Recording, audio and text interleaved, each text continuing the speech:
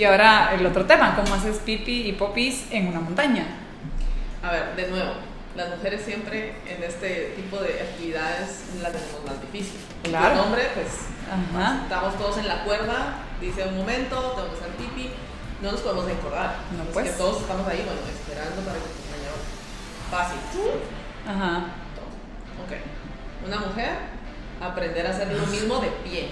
Oh my O sea, God. con un embudo y tu manguerita. Ajá. Entonces, para bajarte el zipper, ponerte el embudo y con la manguerita y hacerlo de pie. Y entonces, pues ahí solo aprendes Aprender. también como con la práctica que es importante considerar la dirección del viento.